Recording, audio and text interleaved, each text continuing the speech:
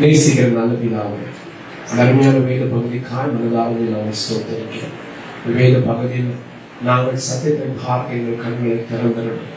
பரிசுத்த பிதாவே, நாங்கள் வேதத்தை கையில வச்சிருந்தாலும் வாசித்தாலும் நீர் எங்கள் கண்களை திறக்கவில்லை என்று சொன்னால் நீ சொல்ல நினைக்கிறதை நாங்கள் உணரக்கூட முடியாதப்பா. பரிசுத்த ஆவியானவரை கொடுத்திருக்கிறேன். இந்த பரிசுத்த வசனத்தை கற்றுக் கொடுக்க ஆவியானவரே நீ போதுமானவராக இருக்கிறீங்க. எங்களுக்கு கற்றுக் கொடுங்க. நாங்கள் சிறு பிள்ளைகளை போல உடைய சமூகத்தை நோக்கி பார்க்கிறோம். கற்றுக்கொள்ள வாஞ்சையா என்னை நோக்கி பார்க்கிறோம். ஆவியானவர் நீங்க எங்களுக்கு மனதார கற்றுக் கொடுக்க போதுமானவராக இருக்கிறேன்.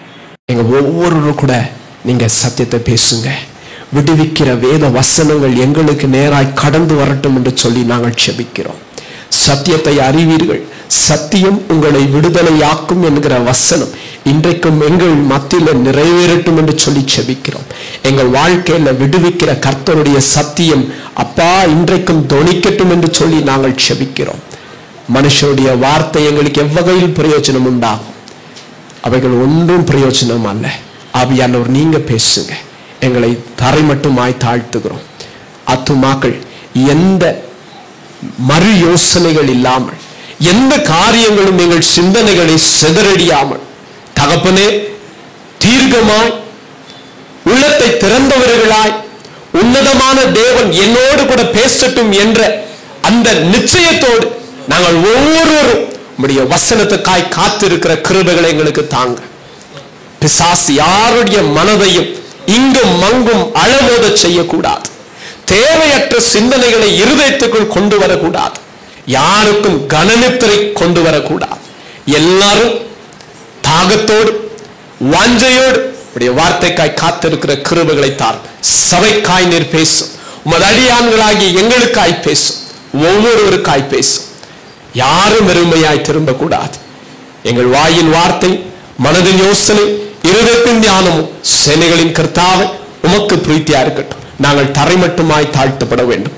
இயேசுவின் மூலம் செபிக்கிறோம் நல்ல பிதாவே, ஆமென். அமர்ந்திருப்போம்.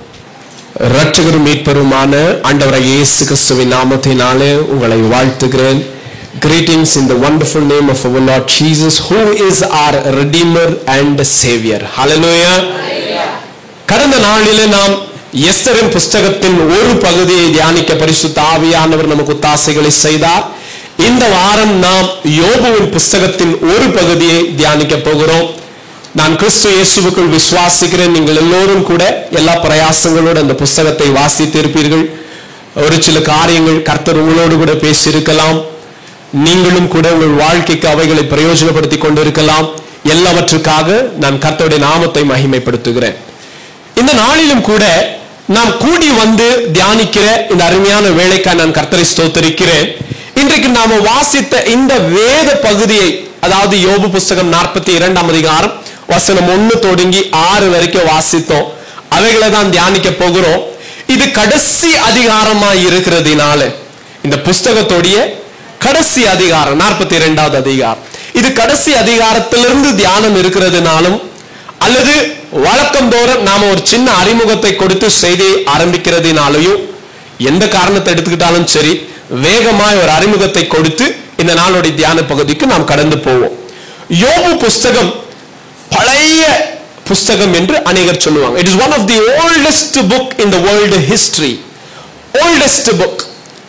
அதிகமாய், அதாவது எல்லாத்துக்கும் முன்பாக எழுதப்பட்ட புஸ்தகம் அப்படின்னு சொல்லுவாங்க. இதுல ஏன் அப்படி சொல்லுவாங்கன்னு சொன்னா அதுக்கு அநேக காரணங்கள் உண்டு. வேத வல்லுநர்கள் சொல்லுகிற காரியங்கள்.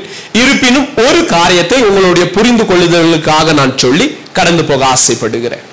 இந்த புஸ்தகத்துல ஆபிரகாமுக்கும் முந்தின நாட்களிலே யோபு வாழ்ந்திருக்க வேண்டும் என்று கருதப்படுகிறது.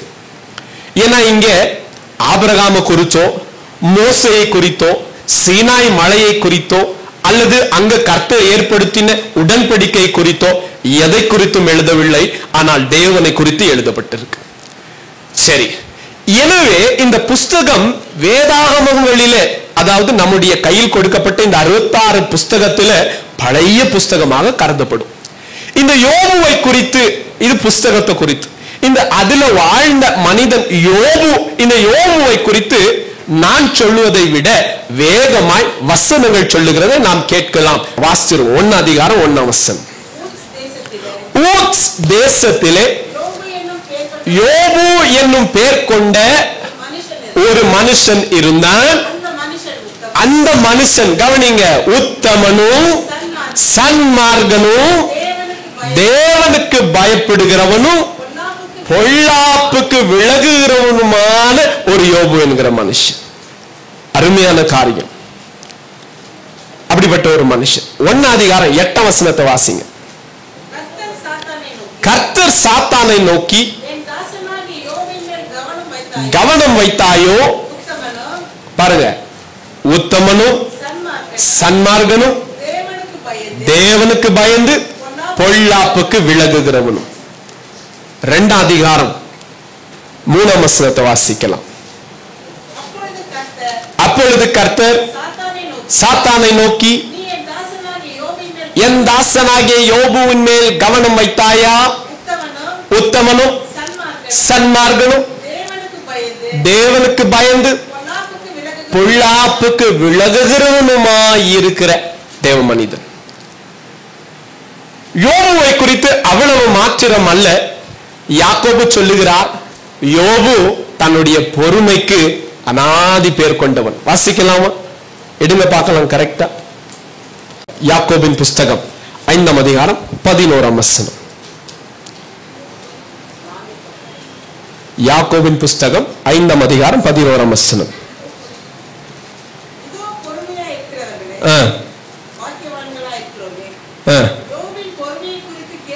யோபுவின் பொறுமையை குறித்து கேள்விப்பட்டிருக்கிறீர்கள்,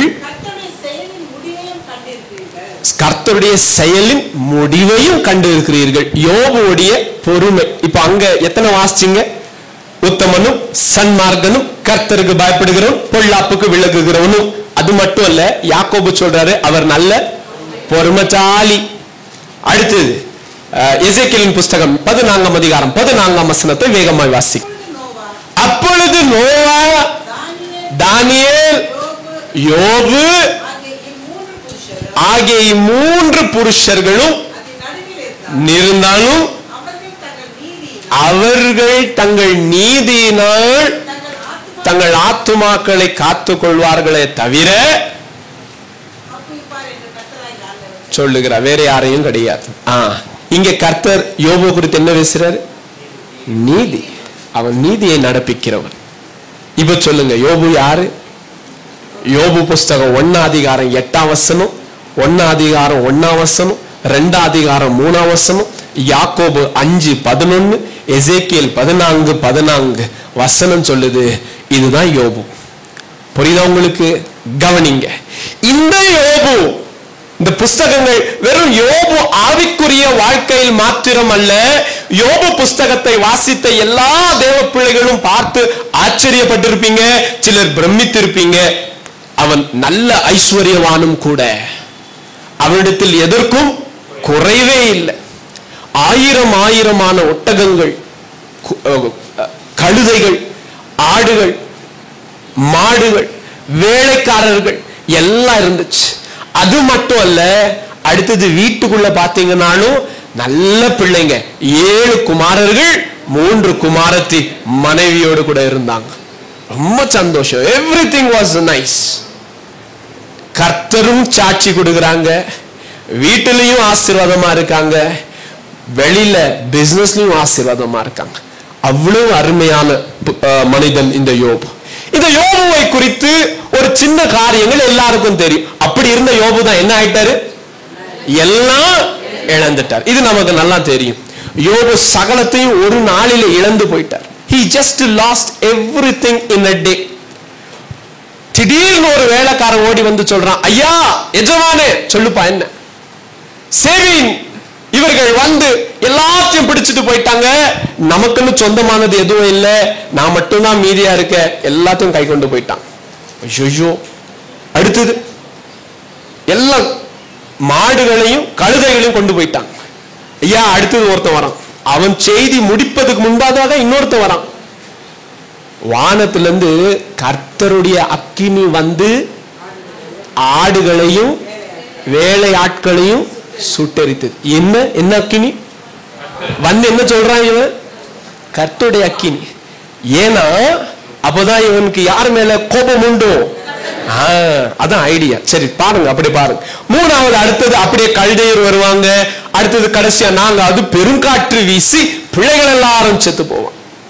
எல்லாம் போச்சு. நமக்கு தெரியும் அவ்வளோ பெரிய ஐஸ்வர்யவான் ஒரே நாளில சகலத்தையும் இழந்து ஒன்றும் இல்லாதவனாய் நிற்கிறான். we know all these things.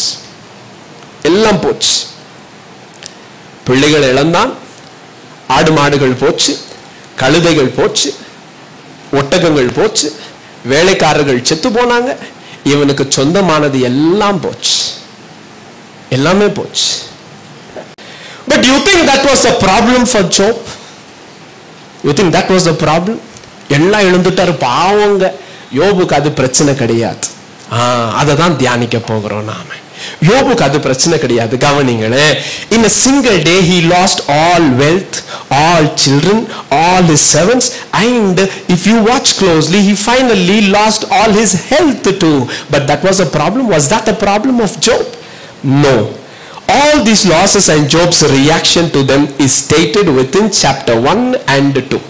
1-2 அதிகாரங்களுக்குள்ள இவைகள் எல்லாமே சொல்லி முடிஞ்சிருச்சு. அதுக்கு ரெஸ்பான்ஸும் யோபு பண்ணிட்டார். உங்களுக்கு புரியுமா? நல்லா கவனிங்க.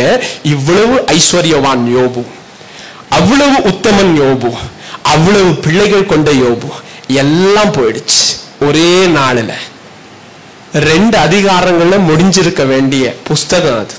என்ன நடந்துச்சு வாசிக்கலாம். 1ஆம் அதிகாரம் 20ஆம் வசனம் தொடங்கி 22 வரைக்கும். He lost all wealth and children. யோபுடைய ரெஸ்பான்ஸ் என்ன? அப்பொழுது எப்பொழுது எல்லாம் போயிடுச்சு. ஆடு போச்சு, மாடு போச்சு, கழுத போச்சு, ஒட்டகம் போச்சு, வேலைக்காரங்க செத்து போனாங்க. ஐயா, பெத்தெடுத்த 10 பிள்ளைகளும் செத்து போச்சு. பிசாசு என்ன நினைச்சான்? தேவனை யோபு தூஷிப்பான்.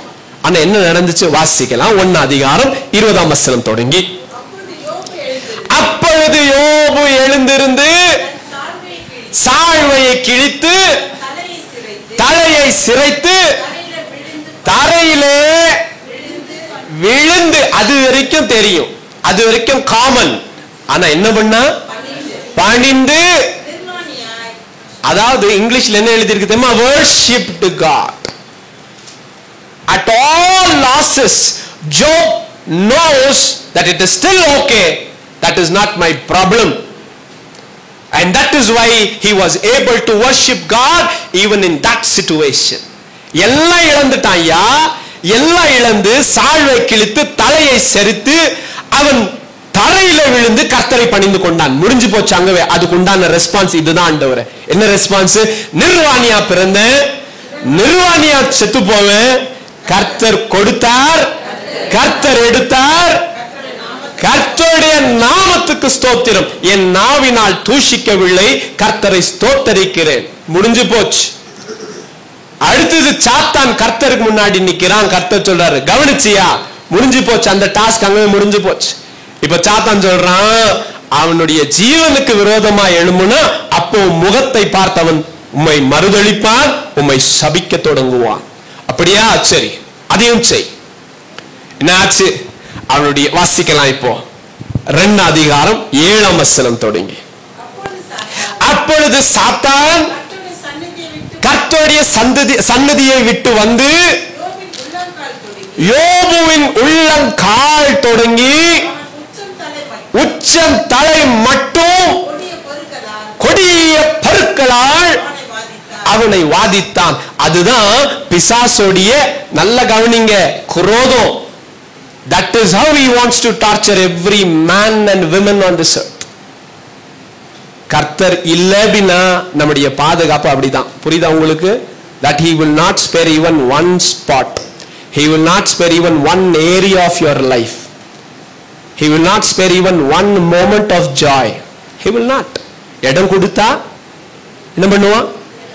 எல்லாத்தையும் எடுத்துருவான். புரியுதா உங்களுக்கு? பரிதாபம் பார்க்க மாட்டான் பிசாசு. நல்லா தெரிஞ்சுக்கங்க. ரைட். என்ன ஆச்சு? உள்ளங்கால் தொடங்கி உச்சம் தலை வரைக்கும் உடம்பு முழுக்க பருக்களால் கொண்டு வந்தான். ரைட், வாசிக்கலாம். அடுத்தது தொடர்ந்து வாசிங்க. அவன் யோபு ஒரு ஓட்டை எடுத்து தன்னை சுரண்டி கொண்டு சாம்பலில் உட்கார்ந்தான். இப்ப பாருங்க, முதல்ல என்ன போச்சு? சத்தமா எல்லாரும் பேசணும், வேக வேகமா பேசணும். முதல்ல என்னெல்லாம் இழந்தான்? ஐஸ்வர்யம் போச்சு, வேலைக்காரங்க போனாங்க, கடைசியா ஏத்துக்கொள்ள முடியாதது பெற்றவங்களுக்கு பிள்ளைகளையும் இழந்துட்டான். ஆனா அவன் சொன்னது பதில் என்ன? அதுக்கு கர்த்தர் கொடுத்தார், கர்த்தர் எடுத்தார். முடிஞ்சு போச்சு அங்கவே. அது அடுத்தது தன்னுடைய சரீரத்துக்கு விரோதமா வருது. உச்சம் தலையிலிருந்து உள்ளங்கால் வரை எல்லாம் பருக்கள். பகல் வந்தால் எப்பொழுது இரவு வரும் என்று காத்திருப்பான். இரவு பொழுதாகுமானா எப்பொழுது மறுபடியும் பகலாகும் என்று காத்திருப்பான். சரீரம் முழுக்க வேதனை. அப்படி வேதனையோடு அமர்ந்து இருக்கிறான் தூரத்துல. அப்படி அமர்ந்து இருக்கிற போது மனைவி வந்து பேசுறாங்க. என்ன சொல்றாங்க? வாசிக்கலாம் வேகமா. மனைவி அவனை பார்த்து, நீர் இன்னும் உம்முடைய உத்தமத்தில் உறுதியாய் நிற்கிறீர், தேவனை தூஷித்து செத்து போயா அப்படின்னு சொன்னான். அதற்கு யோபு சொன்ன பதில் என்ன?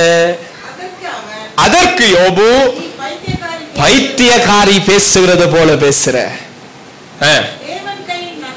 தேவன் கையில் நன்மை பெற்ற நாம் தீமையை பெற வேண்டாமோ என்றான். இவைகள் எல்லாவற்றிலும் யோபு தன் உதடுகளினால் பாவம் செய்யல. 1:22 வாசிங்க. இவைகள் எல்லாவற்றிலும் யோபு பாவம் செய்யல. ஃபர்ஸ்ட் எல்லாம் இழந்தா, கர்த்தரை மகிமைப்படுத்தினா, பாவம் செய்யல. இரண்டாவது சரீரத்தை இழந்தா, அப்பவும் கர்த்தர் விரோதமா பாவம் செய்யல. எல்லாவற்றிலும் கர்த்தரையே மகிமைப்படுத்தினான். யோபு புஸ்தகம் 1ஆம் அதிகாரம் கரெக்டா சொல்லணும்னா 13ஆம் வசனம் தொடங்கி 2ஆம் அதிகாரம் 10ஆம் வசனத்துல முடிஞ்சு போச்சு. That is the right thing. மறுபடியும் சொல்றேன், 1ஆம் அதிகாரம் 13ஆம் வசனம் தொடங்கி 2ஆம் அதிகாரம் 10ஆம் வசனம் வரைக்கும் முடிஞ்சு போச்சு. அவ்வளவுதான் கரெக்டா இருந்துச்சு. புரியுதா உங்களுக்கு? ஆனா பிரச்சனை இப்ப எதுவுமே இல்ல. இது எதுவுமே இல்ல. கர்த்தர் கொடுத்தார், அதுக்கு தானே இவர் சொன்னார். பரவாயில்லங்க, நன்மை கொடுக்கிற கர்த்தர் தீமையை கொடுத்தாலும் ஏத்துக்கிற இருதயமும் மனசும் யோபுவாகிய எனக்கு உண்டு ஆயிடுச்சுல. அப்புறமா எதுக்கு பின்ன 3ஆம் அதிகாரத்துல இருந்து 42ஆம் அதிகாரம் வரைக்கும் மிச்ச அதிகாரங்கள் எல்லாம் என்ன செய்யுது இங்க வேதத்துல? புரியுதா புரியலையா உங்களுக்கு? கர்த்தர் சகலத்தையும் எடுத்தார், நன்றி சொன்னார். பரவாயில்ல ஆண்டவரே, கொடுத்தது நீங்க தான், எடுத்தது நீங்க தான், சோத்திரம். சரீரத்தையும் கெட்டு போச்சு சொல்றான் யோபு. நன்மை கொடுக்கிற போது வாங்கிக்கணும், நான் தீமையை வாங்காம இருப்பேன். பரவாயில்ல ஆண்டவரே, உமக்கு மகிமை. முடிஞ்சு போச்சு தானே. அடுத்தது என்ன வந்திருக்கணும்? டைரக்டா 42ஆம் அதிகாரம் எந்த வசனம் வந்திருக்கணும் தெரியுமா? கரெக்டா 10ஆம் வசனம் தொடங்கி வந்திருக்கணும். That is the correct thing. புரியுதா உங்களுக்கு? ஓ யோபு, இதெல்லாவற்றிலும் நீ உண்மையா இருந்தப்பா, இந்தாப்பா மறுபடியும் எல்லாத்தையும் கொடுக்கிறேன், கொடுத்துருக்கணும். இப்ப நடுவுல இடைப்பட்டதுல இத்தனை அதிகாரங்கள் என்ன செய்யுது வேதாகமத்துல? அதான் பிரச்சனை. யோபு பிரச்சனை இது எதுவுமே இல்லை. 1ஆம் அதிகாரமோ 2ஆம் அதிகாரமோ பிரச்சனை கிடையாது. அவனுக்கு இடைவெளியில இருந்த இந்த மற்ற அதிகாரங்கள் தான் பிரச்சனை. என்ன பிரச்சனை யோபுக்கு? யோபுக்கு அது மட்டும் கிடையாது. நீங்க வாசித்து பாருங்க, வெறும் இவ்வளவு மட்டும் கிடையாது. நீங்க 19ஆம் அதிகாரம் 13 தொடங்கி 19 வரைக்கும் வாசிங்க வேகமா. யோபு புஸ்தகம் 19ஆம் அதிகாரம் 13 தொடங்கி 19 வரை வாசிக்கலாம். ஒண்ணுனா கவனிங்க. யோபு புஸ்தகம் 19ஆம் அதிகாரம் 13 தொடங்கி 19 வரை வேகமா வாசிக்கலாம். என் சகோதரரை தூர போயிட்டாங்க. சகோதரர்கள் என்னை விட்டு விலகினார்கள். ஒண்ணு, ஐ ஹாவ், நல்ல கவனிங்க, ஒன்னு நானே சொல்றேன், அப்புறமா வாசிக்கலாம். ஒன்னு, I have become burden to my wife. ஒன்னு. ரெண்டாவது, my brothers went far from me. மூணாவது, my friends forgot me. நாலாவது, My household forsake me, that they do not even answer Job. ஐந்தாவது, even young children despise me. ஆறாவது, all my associates abhor me. ஏழாவது, all whom I loved hate me. தமிழ்ல சொல்லுவா வேகமா கவனிங்க. என் மனைவிக்கு நான் பாரமானேன், என் சகோதரர்கள் என்னை விட்டு விலகினார்கள், என் நண்பர்களால் மறக்கடிக்கப்பட்டேன், என் வீட்டு வேலைக்காரர்களால் நிந்திக்கப்பட்டேன், சிறு பிள்ளைகளும் என்னை அவமானப்படுத்துகிறார்கள், நான் நம்பினவர்கள் எல்லாம் என்னை தள்ளினார்கள், நான் நேசித்தவர்கள் எல்லாரும் என்னை வெறுத்தார்கள். யோபுடைய சூழ்நிலை புரியுமா உங்களுக்கு? புரியுமா உங்களுக்கு? நான் ஒரு முறை யோபு குறித்து நான் பிரசங்கம் எடுத்திருக்கிறேன், உங்களுக்கு ஞாபகம் இருக்குமானால், no matter what would you price is the matter அப்படின்னு ஒன்று எடுத்திருக்கிறேன். யூடியூப்ல இருக்கும். அது அங்க சொல்லியிருப்பேன், அந்த செய்தி ஞாபகம் இருக்கு எனக்கு. சொல்லியிருப்பேன், யோபுவுக்கு மாமிசங்கள் எல்லாம், அவனுடைய எல்லா மாமிசமும் அவனை கைவிட்டது. எப்படி தெரியுமா? ஒண்ணு, அவனுடைய சுய மாமிசம் என்னாச்சு? கெட்டு போச்சு. ரெண்டாவது, அவன் பெத்தெடுத்த அவனுடைய ரத்தமும் மாமிசமுமான பிள்ளைங்க செத்து போச்சு. மூணாவது, என் மாமிசத்தின் மாமிசமும் என் எலும்புமாய் இருக்கிற மனைவி தன்னை பாரமாய் நினைத்து தள்ளினாள். All flesh failed, indeed all flesh will fail. புரியுதா உங்களுக்கு? ஆமா, ரைட். அந்த செய்தி பேச நேரம் கிடையாது. வாசிக்கலாம் 19ஆம் அதிகாரம் 13 தொடங்கி 19. வேகமா வாசிக்கணும், நேரமாகுது. சகோதரர் என்னை விட்டு தூரமானார், அறிமுகமாய் இருக்கிறவங்க எல்லாரும் எனக்கு அந்நியரா மாறிட்டாங்க, என் பந்து ஜனங்கள் விலகி போனாங்க, சிநேகிதர்கள் மறந்து போனாங்க, என் வீட்டு ஜனங்கள், என் வேலைக்காரிகளுக்கும் எஜமான் அந்நியன் ஆயிட்டான். பாத்தீங்களா? அடுத்தது, பார்வைக்கு நான் பரதேசியானேன், நான் என் வேலைக்காரனை கூப்பிடுறேன், உத்தரவு கொடுக்கிறது இல்ல. என் வாயினால் நான் கெஞ்ச வேண்டியதா இருக்கிறது, என் சுவாசமும் கூட என் மனைவிக்கு. ஏன் அப்படி தெரியுமா? துர்நாற்றம். வாசிக்கலாம். என் கற்பத்தின் பிள்ளைகளுக்காய் பரிதபிக்கிறேன், சிறு பிள்ளைகளும் என்னை பார்த்து கேலி பண்றாங்க. ஐயா, நான் எழுந்தால் வெறுக்கிறார்கள், எல்லாரும் எனக்கு விரோதிகள் ஆனார்கள். போதும் போதும் போதும். இதுதான் யோபுவுடைய காரியம். ஆனா நல்லா கவனிங்க, இது எதுவும் பிரச்சனை கிடையாது. None of these things were a problem for Job. None of these things were a problem. இதெல்லாம் உண்மை, அவனுடைய நிலைமை. புரியுதா உங்களுக்கு? நான் ஊழியக்காரங்க சொல்லி கேட்டிருக்கிறேன், இயேசு கிறிஸ்துவுக்கு அடுத்தது மிகவும் வேதனையின் வழியாய் கடந்து போனது யோபு அப்படின்னு சொல்லி கேள்விப்பட்டிருக்கிறேன். ஆனா யோபுவுடைய சூழ்நிலை யோசித்து பாருங்க, அது உண்மையாகவே படும். உண்மையாகவே என்னமோ அந்த மனுஷன் மட்டும்தான் அவ்வளவு வேதனைக்குள்ளாக கடந்து போயிருக்கிறார். அது அவருடைய திராணி. சரீரம் முழுக்க வியாதி வந்தாலும் கர்த்தர் நன்மை கொடுத்தார், தீமையும் கொடுக்க அவருக்கு அதிகாரம் உண்டு என்று சொல்லக்கூடிய திராணி யோபுடைய திராணி. இது எதுவுமே பிரச்சனை கிடையாது யோபுக்கு. நான் சொன்ன மாதிரி யோபு புஸ்தகம் எவ்வளவா இருந்திருக்கணும்? 3 அதிகாரங்கள். 1 அதிகாரம் 13ஆம் வசனம் தொடங்கி 2 அதிகாரம் 10ஆம் வசனம் வரைக்கும். அப்புறமா டைரக்டா எங்க போயிருக்கணும்? 42 அதிகாரம் 10ஆம் வசனத்துல இருந்து போயிருக்கணும். என்னதான் என் பிரச்சனை அப்போ? யோபுக்கு என்ன பிரச்சனை அப்போ? What does that mean then from chapter 3 to 42? What is there? The problem was, why did God let this happen? என்ன? 3ஆம் அதிகாரத்திலிருந்து 42ஆம் அதிகாரம் வரைக்கும் மத்த கான்வர்சேஷன் எல்லாமே என்ன? ஏனையா இது நடந்துச்சு? இது ஏன் கர்த்தர் அனுமதித்தார்? இதை ஏன் கர்த்தர் கொண்டு வந்தார்? அதற்கு நண்பர்கள் அவங்களுக்கு தோன்றினதை சொன்னாங்க. I guess some secret sin in your life. I guess there must be something wrong. I guess there must be something that you are hiding. ஆளாளுக்கு சொன்னாங்க. யோபு எல்லாத்துக்கும் சொன்னா, இல்லையா அது பிரச்சனை இல்லை, நான் அப்படிப்பட்டவன் அல்ல, நான் அப்படிப்பட்டவன் அல்ல. எல்லாத்துக்கும் பிரச்சனை ஒண்ணுதான், என்ன தெரியுமா? ஏன் தேவன் இதை அனுமதித்தார்? நான் விசுவாசிக்கிற தேவன் ஏன் இதை எனக்கு அனுமதித்து கொடுத்தார்? நான் அவரே சார்ந்திருக்கிறேன், அவரே நம்பியிருக்கிறேன், பின்ன ஏனையா இதை கர்த்தர் கொடுத்தார்? Why did God do this? Why? Now that is the problem. Job's mind was boggling why, and God wants Job to understand why not.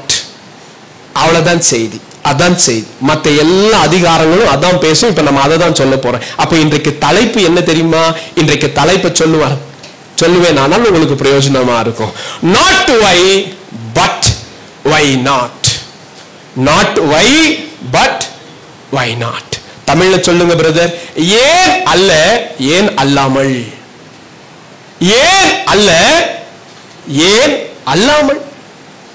why, not why, but why not? யோபுக்கு இருந்த காரியங்கள் எல்லாம் என்ன? ஏன் இப்படி, ஏன் இதை கர்த்தர் அனுபவி, ஏன் இதை தேவன் செய்தார், ஏன் இதை கர்த்தர் கொடுத்தார். ஆனா கர்த்தருக்கு இருந்த என்ன நோக்கம்லாம் என்ன? யோபு என்ன புரிஞ்சுக்கிடணும்? ஏன் இருக்கக்கூடாது. என்னைக்கு யோபு சொல்லுவான் ஏன் இருக்கக்கூடாது, ஏன் இருக்கக்கூடாது, ஏன் இருக்கக்கூடாது. ஆனா இருந்ததெல்லாம் கேள்விகள் என்ன? ஏன். நல்ல கவனிங்களேன். And it is not only Job, that many servants of God has these questions. நான் முதலாவது யோபு உங்களுக்கு காட்டி கொடுக்கிறேன். யோபு பிரச்சனை இதெல்லாம் இழந்தது அல்ல, நல்லா தெரிஞ்சுக்கங்க, இதெல்லாம் இழந்தது அல்ல. அவனுக்கு வேணுமா இருந்ததால என்ன தெரியுமா? ஏன் ஆண்டவரே ஒண்ணு. ரெண்டாவது என்ன தெரியுமா? கர்த்தர் அவன் எத்தனை முறை ஏன்னு கேட்டாலும் என்ன பண்ணல? பதில் கொடுக்கல. இவனுக்கு வேணுமா இருந்தது இது ரெண்டு தான். ஏன்னு தெரியணும், என் கர்த்தர் என்கிட்ட பேசணும், இது ரெண்டு தான் தேவையா இருந்துச்சு. And apart from these two, you cannot see nothing more, or probably focusing more on anything in that exclusive chapters. புரியுதா உங்களுக்கு? அந்த அதிகாரங்களில இவைகளை மையமாக நாம் வாசிக்க முடியும். சரி கவனிங்க. யோபுடைய ஜோப்ஸ் வை, யோபு எத்தனை முறை அல்லது எத்தனை முறை கேட்டாருன்னெல்லாம் நான் எண்ணல. பட் ஒரு சில வசனங்களை மட்டும் குறிச்சு வச்சிருக்கிற, வாசிக்கலாம். யோபு புஸ்தகம் 7ஆம் அதிகாரம் 20-21. பாவம் செய்தேனானால் என்ன செய்ய வேண்டியது என்ன?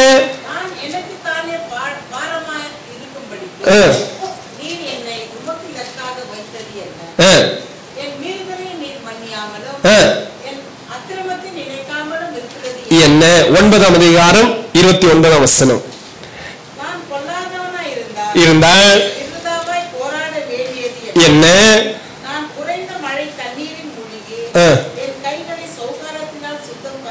போதும். 10ஆம் அதிகாரம் 2ஆம் வசனம்.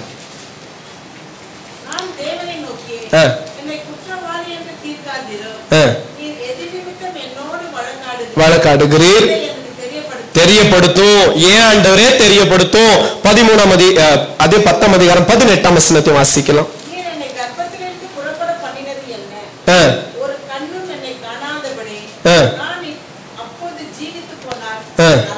நல்லமா இருந்திருக்கும். 13ஆம் அதிகாரம் 24ஆம் வசனம். நீர் ஏன் உம்முடைய முகத்தை எனக்கு மறைத்து எனக்கு பகைஞனாக எண்ணுவானே. 18ஆம் அதிகாரம் 3ஆம் வசனம்.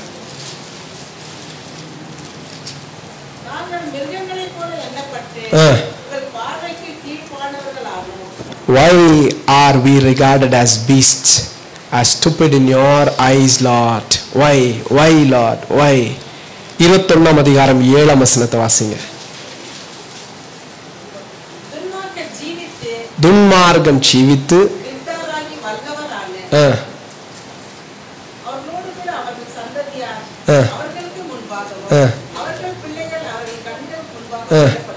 திடப்படுறாங்க.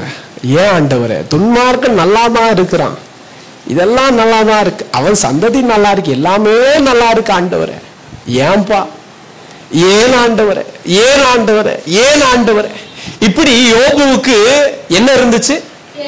கேள்விகள் இருந்துச்சு. அவன் இருதயமும் மனதும் முழுக்க இருந்ததெல்லாம் என்ன தெரியுமா? ஏன் இப்படி, ஏன் இப்படி, ஏன் இப்படி. அதுக்கு 3 நண்பர்கள் வந்தாங்க. 7 நாள் ஒன்னும் பேசாம இருந்து ஆரம்பிச்சாங்க பேசுறதுக்கு. ஆளாள் கொண்டு சொன்னாங்க. என்ன சொன்னாங்க தெரியுமா? நீ மறைவாக, கர்த்தருடைய பார்வைக்கு மறைவாக ஏதோ பாவம் செஞ்சிருக்கிற.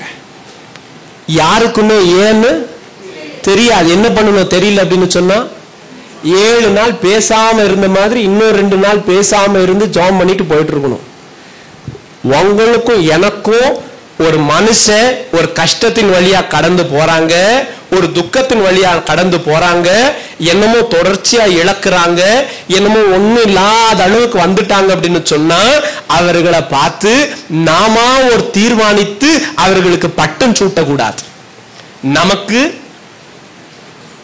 அவங்களை குறித்து நமக்கு ஏன் அப்படி ஆச்சுன்னு நமக்கு தெரியாது. தெரியல அப்படின்னு சொன்னா நம்ம என்ன பண்ணணும்? சும்மா இருக்கணும். We can't do it. We should not do it. That is a lesson what we ought to learn from that book. அது நமக்கு தெரியாதுங்க, எங்களுக்கு தெரியாது. தெரியாதது தெரியாதுன்னு தான் சொல்லணும். ஏன்னா நீங்க வாஸ்து பாத்தீங்கன்னா யோவான் புஸ்தகம் 9ஆம் அதிகாரம் நினைக்கிறேன், நீங்க வாஸ்து பாத்தீங்கன்னா அங்க ஒரு பிறவியாக ஒரு குருடன் உட்கார்ந்துட்டு இருக்கிறான். பிறந்த போதுல இருந்து குருடன். நல்லா கேட்டுக்கோங்க. சீசர்கள் அவனை பார்த்து இயேசுகிட்ட நோக்கி காட்டி பேசுறாங்க, இயேசுவே இவன் குருடனா இருக்கிறானே, ஏன் இவன் குருடன் பிறந்த போது? அது இவன் செஞ்ச பாவமா? இது 2 தான் ஜனங்க ரொம்ப நாளா சொல்லிட்டு திரிறாங்க ஆண்டவரே. அந்த குருடனை பாக்குற போதெல்லாம் இவன் செஞ்ச பாவம். அவன் என்னங்க பாவம் செஞ்சா? பாவம் பிறக்கிற போதே குருடங்க. அப்ப அவன் இல்ல, அவங்க பெற்றவங்க செஞ்ச பாவம், அதனாலதான் அப்படி பிறந்திருக்கிறான். இவங்க 2க்கும் தெரியாததை இயேசு ஒண்ணு சொன்னார். அதன் அவன் செஞ்ச பாவமும் கிடையாது, அவங்க பெற்றவங்க செஞ்ச பாவமும் கிடையாது. அவன் குருடனா பிறந்தது தேவ நாமத்தை மகிமைப்படுத்த. இப்ப அவனுக்கு கண்கள் திறக்கப்படும் பாருன்னு சொல்லி கர்த்தர் அவன் கண்களை திறந்தார். இதுல இருந்து என்ன கத்துக்கிறோம்? ஒருத்தருக்கு இங்க பாருங்க, யோபு கஷ்டத்துல இருந்தா இவங்க ஆளாளுக்கு ஒரு காரணங்களை இவங்கதான் நினைச்சாங்க. அது எதுவுமே உண்மை இல்லை. உண்மை இல்லைங்கிற போது நம்ம என்ன பண்ணணும்? தெரியாதத தெரிஞ்ச போல பேச கிடையாது, சைலண்டா இருக்கும். இங்க ஒருத்தன் குருடன், பிறந்த போதுல இருந்தே குருடன். ஜனங்க சிலர் என்ன சொன்னாங்க? அது அவன் பாவம். இன்னும் சில ஜனங்க என்ன சொன்னாங்க? அது பெத்தவங்க செஞ்ச பாவம். கர்த்தர் சொன்னார் அது 2மே போய். கர்த்தரா சொல்ற வரைக்கும் உனக்கும் எனக்கும் ஏன் என்பது சத்தமா சொல்லுங்க. ஆமா, ஏன்ற கேள்வி இருக்கலாம், ஆனா பதில் என்னமோ அப்பாதான் சொல்லணும். நமக்கு தெரியாது. தெரியாத பதில தெரிஞ்ச பதில போல சொல்லக்கூடாது, அது தப்பு.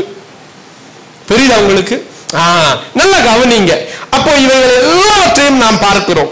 இப்ப யோபு புஸ்தகத்தை உங்களுக்கு சற்று விளங்கும்படியாய் இதை இப்படியும் கேட்டகரைஸ் பண்ணி சொல்லலாம். கவனிங்களேன். இப்ப நான் உங்களுக்கு சொன்ன 1ஆம் அதிகாரத்துல இருந்து 2ஆம் அதிகாரம் வரைக்கும் எல்லா சம்பவங்களும் முடிஞ்சிருச்சு. 3ஆம் அதிகாரத்துல இருந்து 37ஆம் அதிகாரம் வரைக்கும் இவங்கெல்லாம் பேசுற காரியங்கள் தான் இதெல்லாமே. ஏன் என்பதற்கு ஆளாளுக்கு கொடுக்கிற சஜஷன்ஸ், அவங்களுடைய விளக்கங்கள்.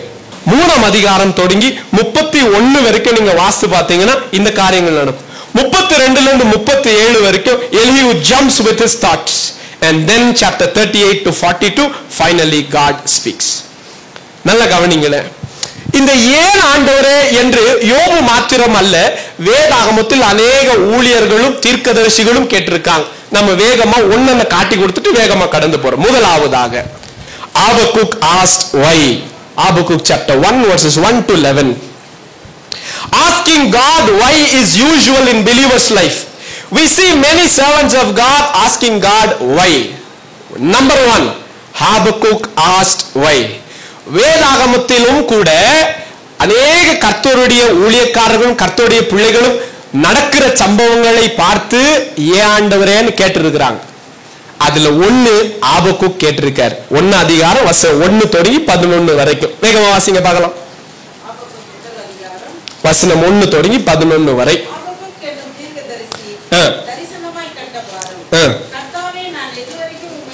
ஆண்டவரே எது வரைக்கும் நோக்கி கூப்பிட்டு இருப்பேன், கேளாமல் இருக்கிறீரோ, கொடுமை நிமித்தம் எது வரைக்கும் நோக்கி கூப்பிட்டுட்டே இருப்பேன். ஏன் ஆண்டவரே சும்மா இருக்கிறீங்க? ஏன் ரட்சிக்காம இருக்கிறீங்க? கேள்விங்க பாருங்க, எத்தனை கேள்விகள் அப்படியே வரும். வீட்டுக்கு போய் வாசி, நேரம் கிடையாது. அடுத்தது, Psalmist asked God why. சங்கீதக்காரன் கர்த்தரை பார்த்து ஏன் என்று கேட்டான். முதலாவதாக சங்கீதங்களின் புஸ்தகம் 88 அதிகாரம் 14 வசனம், சங்கீதம் 27:46, book of Psalm chapter 88 verses 14, Psalm chapter 27 verses 46, Psalm chapter 10 verses 1 to 18. அதுல குறிப்பா 13ஆம் வசனத்தை வாசிக்கலாம். Psalm chapter 13 verses 1 and 2, Psalm chapter 44 verses 24, Psalm chapter 74 verses 1 to 23, Psalm chapter 42 verses 9. 1-2 வசனங்களை வேகமா 88:14 வாசிங்க பார்க்கலாம். உங்களுக்கு வசனங்களை எழுத மிஸ் பண்ணிட்டீங்கன்னா இங்க பார்த்து நீங்க எழுதிக்கலாம். 88 சங்கீதங்களின் புஸ்தகம் 88 அதிகாரம் 14 வசனம். கர்த்தாவே, ஏன் என் ஆத்துமாவை தள்ளி விடுகிறீர்? ஏன் உம் முகத்தை எனக்கு மறைக்கிறீங்க? ஏன் என்ன தள்ளுறீங்க? ஏன் ஆண்டவரே? ஒரு சில நேரங்கள்ல நமக்கு அப்படி தோணும் இல்லையா? ஏன் கர்த்தரும் என்ன மறந்துட்டாரு, கர்த்தரும் என்ன ஞாபகம் வச்சுக்கிடலையா? மனுஷங்கள்லாம் தள்ளிட்டாங்க சரி, ஆனா கர்த்தரும் என்ன தள்ளிட்டாரோ அப்படின்ற எண்ணம் வந்திருக்கா? பரவாயில்ல, எனக்கு மட்டும்தான் உண்டாயிருக்கு. அப்படி தோணும். ஐயோ ஆண்டவரே, நீங்களும் எங்களை மறந்துட்டீங்களா? நீங்களும் எங்களை தள்ளிட்டீங்களா? நீங்களும் எங்களை விட்டுட்டீங்களாப்பா? நான் கூப்பிட்டுக்கிட்டே இருக்கிறேனே, ஓயாம ஜெபம் பண்ணிட்டு இருக்கிறேனே, இந்த விண்ணப்பங்களை அனுதினமும் உங்களுக்கு முன்பாக வைக்கிறேனே, ஆண்டவரே எனக்கு பதில் வரல. மறந்துட்டீங்களா ஆண்டவரே? என்ன மறந்துட்டீங்களா ஐயா? அப்படின்னு கேள்விகள் நமக்கும் உண்டா? வாசிக்கலாம். அடுத்த இன்னொரு வசனங்களை ஏதாவது ஒன்று வாசிக்கலாம். சங்கீதம் 10 அதிகாரம் 13 வசனம்.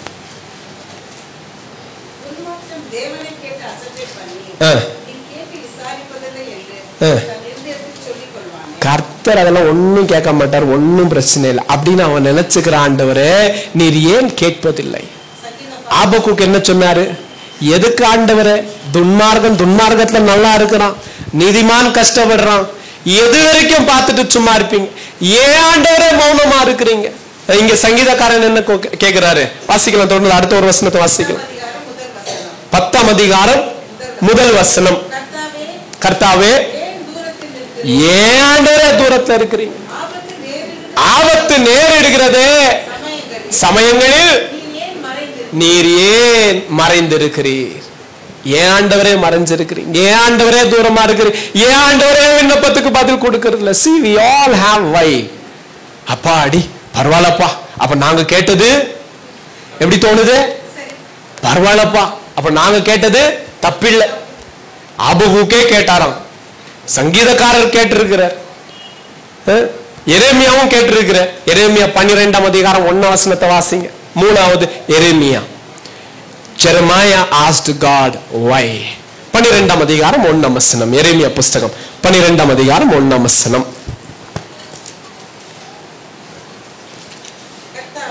கர்த்தாவே, உம்மோடு கூட நான் வழக்காட போனால் நீர் நீதி உள்ளவராமே,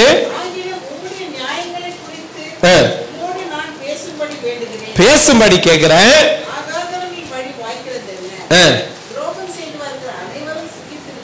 என்ன என்ன?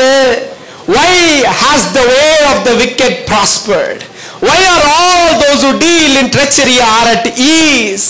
You have painted them, they have also taken root, they grow, they have even produced a fruit. Why Lord? Why Lord? Why Lord? ஆபக்குக்கு என்ன கேள்வி? ஏன் ஆண்டவரே? எரேமியாவுக்கு என்ன கேள்வி? ஏன் ஆண்டவரே? இங்க சங்கீதக்காரனுக்கு என்ன கேள்வி? ஏன் ஆண்டவரே? யோபுக்கு என்ன கேள்வி?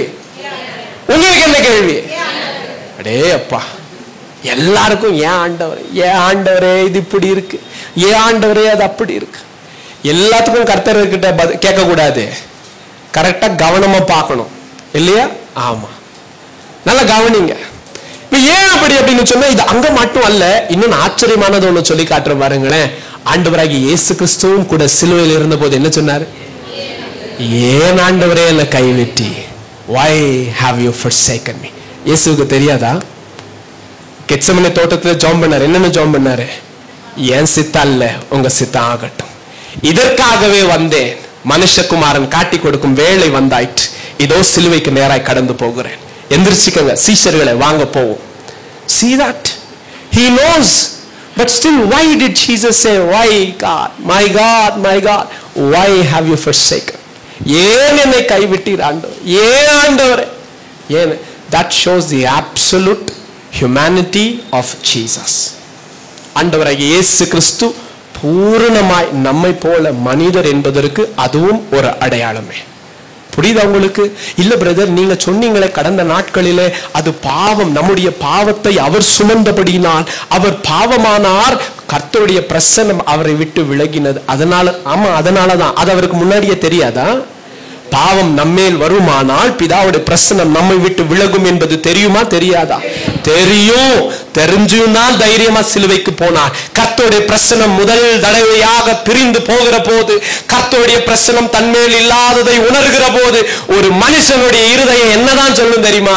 ஏன் ஆண்டவரே, ஏன் ஆண்டவரே அப்படின்னு தான் ஏன் சொல்ல வரும். That is exactly what we see there.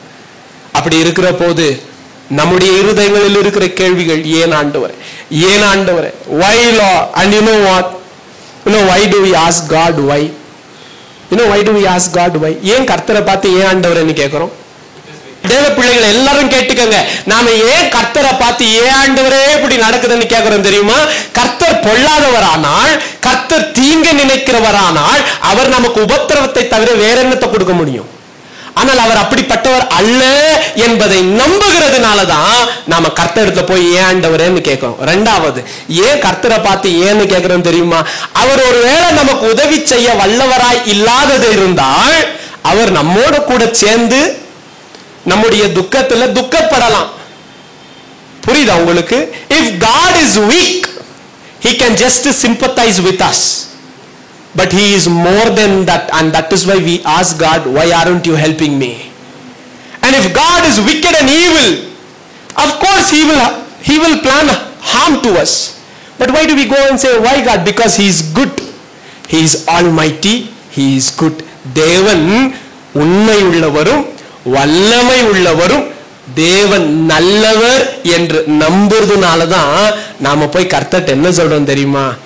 ஏன் ஆண்டவரே, இது உங்களுக்கு தான் செய்ய முடியுமே, உங்களுக்கு தான் இது ஆகும்ல, உங்களால முடியாம இருந்தா நான் கேட்டிருக்க மாட்டேன், உங்களுக்கு முடியும் தானே, நீங்க எனக்கு நல்லது செய்யறவர் தானே, அந்த நம்பிக்கையில தான்ப்பா நான் கேட்கிறேன். ஏன் ஆண்டவரே,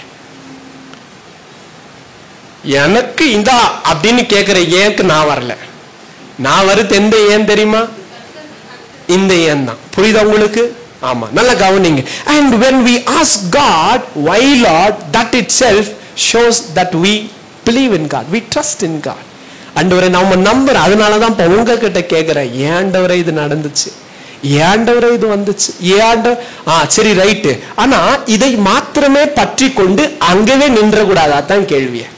ஆபகுக் ஏன் என்று கேட்டான், சங்கீதக்காரன் ஏன் என்று கேட்டான், யோபு ஏன் என்று கேட்டான், எரேமியா ஏன் என்று கேட்டான், ஆண்டவராகிய இயேசு மனுஷகுமாரனாய் இருந்த போது ஏன் என்று கேட்டார். நாமும் கூட இன்னைக்கு ஏன்னு கேட்கிறோம். ஏன்னு கேட்கிறோம் அப்படின்னு சொன்னா, அவர் நல்லவரும் வல்லவரும் சகலத்தையும் செய்ய அதிகாரம் உள்ளவர் என்கிறத நம்பி ஏன் ஆண்டவரேன்னு கேட்கிற உண்மைதான். ஆனா நாம ஏன்னு கேட்கிறோம். கர்த்தர் என்ன தெரியுமா நினைக்கிறாரு? ஏன் இருக்கக்கூடாது, ஏன் இருக்கக்கூடாது, ஏன் ஆண்டவரே ஏன் இருக்கக்கூடாது, நீ ஏன் இருக்கக்கூடாதுன்னு எனக்கு ஒரு பதில் சொல்லு பார்க்கலாம். அதான் யோபுவ 37ஆம் அதிகாரம் தொடங்கி கேட்டது. வாப்பா ஏன் ஏன்னு கேட்டதானே. நான் இப்ப ஒண்ணுன்னா ஒன்ன கேட்க போறேன். என்ன நீட்ட? ஏன் இருக்கக்கூடாது, ஏன் இருக்கக்கூடாது, ஏன் இருக்கக்கூடாது. நல்ல கவனிங்க. I will show it to you. Since we believe God is good and almighty, we tend to ask God why. But we need to learn why not also. நாம ஏன் இருக்கக்கூடாது என்பதையும் கற்றுக்கொள்ள வேண்டும். நல்ல கவனிங்க. For all questions Job had, how did God respond? Why not? அது எப்படி தெரியுமா சொல்லி காமிச்சாரு? சரி கவனிங்களேன். யோபுக்கு எத்தனை கேள்விகள் இருந்துச்சு? அநேக கேள்விகள் இருந்துச்சு. இது ஏன் ஆண்டவர் இப்படி, என் வாழ்க்கையில இப்படி, என் வாழ்க்கையில அப்படி, என் பிள்ளைங்க இப்படி, என் வீடு அப்படி எல்லாம் இருந்துச்சு. எல்லா கேள்வியும் கேட்டுக்கிட்டே இருந்தார் கர்த்தரும். இப்ப 38ஆம் அதிகாரம் 1ஆம் வசனத்துல கர்த்தர் யோபுவோடு கூட பேச தொடங்குகிறார். என்ன சொன்னார் தெரியுமா? God started questioning Job. How did God respond? Asking him questions. நல்லா கவனிங்களேன். யோபுக்கு இருந்த எல்லா கேள்விகளுக்கும் பதில் என்ன? கர்த்தர் கேட்ட கேள்விகள். என்ன கேள்விகள் கேட்டாரு? நல்ல புஸ்தகத்தை வாசிச்சிருந்தீங்கன்னா நான் சொல்றது உங்களுக்கு புரியும். இல்லைன்னா கொஞ்சம் விளங்கி கொள்ள கஷ்டமா இருக்கும்.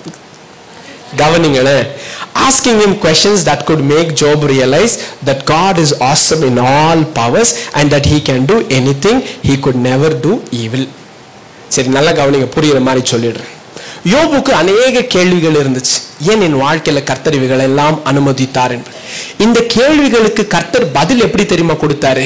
முதல்ல யோபுவை கர்த்தர் எல்லா he is taking Job on a என்ன சொல்லலாம், யூனிவர்சல் ட்ரிப்.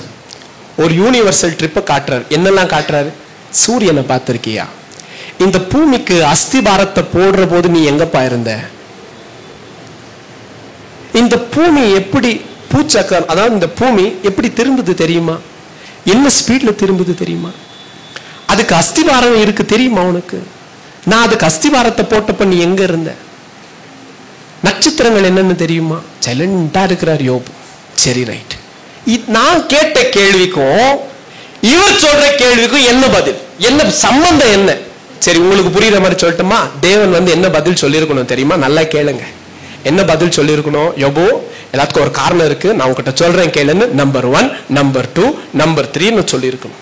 இதெல்லாம் சொல்லாம யோபு எந்திரிச்சு நில்லு, ஒரு புருஷனை போல உன் அறையை கட்டி கொண்டு நில்லு, நான் உன்னோடு கூட பேசுறேன், வழக்காட ரெடி ஆகு.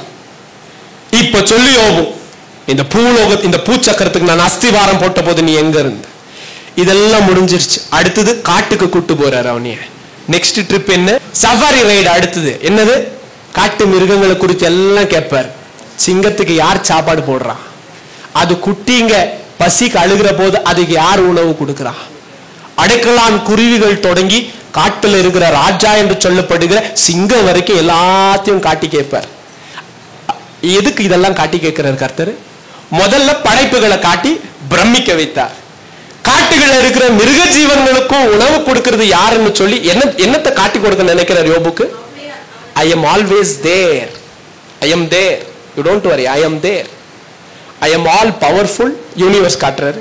I am all sufficient. I am still present on this earth. நான் இங்க தான் இருக்கிறேன், எல்லாத்தையும் பார்த்துக்கிறேன். அடுத்தது என்னது? மரைன், கடல்ல இருக்கிறது எல்லாத்தையும் காட்டி பேசுறாரு. இப்ப சொல்லு யோபு. இதெல்லாம் பார்த்த பின்பு யோபு தெளிவாயிட்டார். இப்ப 42ஆம் அதிகாரம் வசனம் 1 தொடங்கி 7 வரைக்கும் வாசிக்கலாம். அதான் இன்றைக்கு செய்தி. 42:1 தொடங்கி. அப்பொழுது யோபு கர்த்தருக்கு பிரதியுத்தரமாக,